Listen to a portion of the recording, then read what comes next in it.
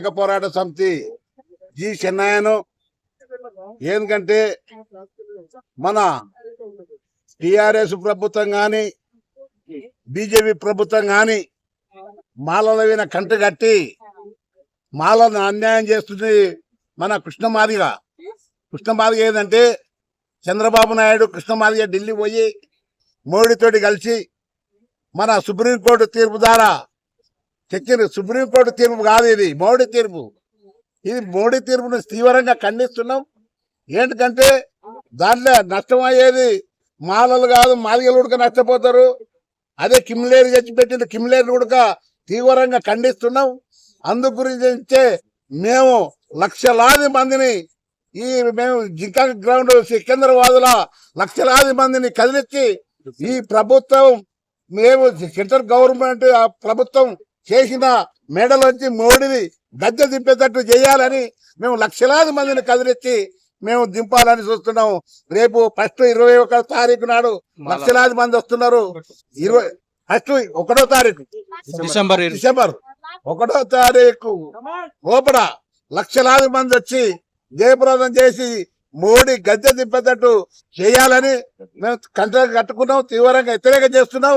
అదేవిధంగా మాకు అండగా ఎమ్మెల్యేలలో బయటకు వస్తే మనువోతులు అని అంటున్నారు. మనువోతులు అనకూడదు. కృష్ణమాదేవి గారు కవర్దారు కొంచెం జాగ్రత్త చూసుకోవాలి. మాలల మీద ఇష్టం కక్కుతున్నావు, మానేసుకోవాలి మీరు.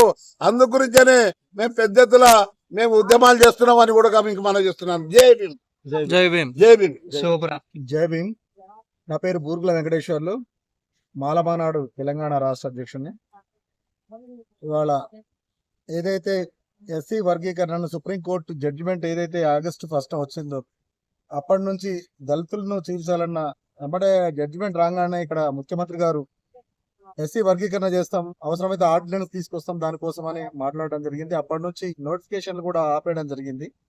దానికోసం వర్గీకరణ అయ్యేదాకా నోటిఫికేషన్ ఇవ్వమని చెప్పడం జరిగింది. అయితే మేము ఒకటే చెప్పదలుచుకున్నాం, ఇవాళ వర్గీకరణ ద్వారా దళితులందరికీ నష్టం జరుగుద్ది.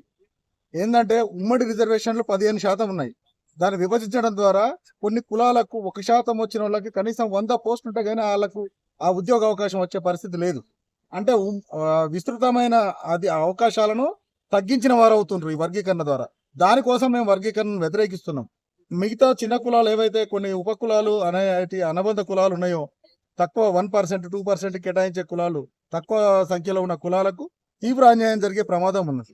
ఎందుకంటే గతంలో కూడా వర్గీకరణ ఒక 4 ఏళ్ళ చంద్రబాబు నాయుడు ప్రభుత్వం ఉన్నప్పుడు అమల్లో ఉన్నప్పుడు ఏవైతే మాల కింద కొన్ని ఉపకులాలను 14 ఉపకులాలను వేశారు, మాదిగ కింద కొన్ని 17 ఉపకులాలను వేశారు.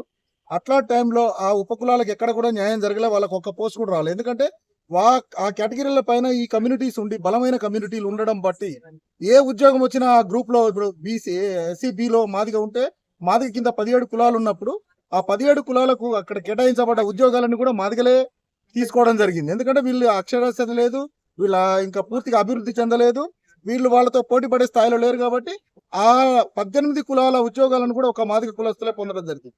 అదేవిధంగా మాలలో ఉన్న 24 కులాలు ఉంటే అందులో 1-2 కులాలు మాత్రమే మాలలతో పాటు సమాన అభివృద్ధిలో ఉన్నాయి.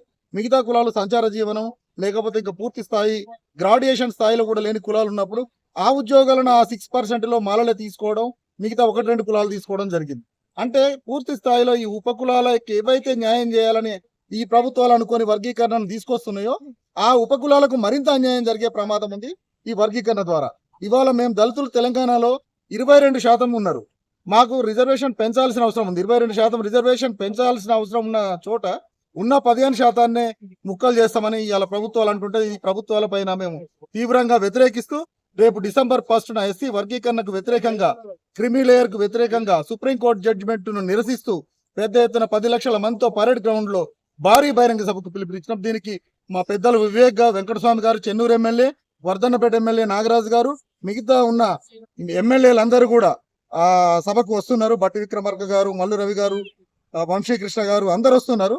దీన్ని దిగ్విజయం చేయాలని మాల సమాజానికి మొత్తానికి పిలుపునిస్తున్నాం. జై భీమ్.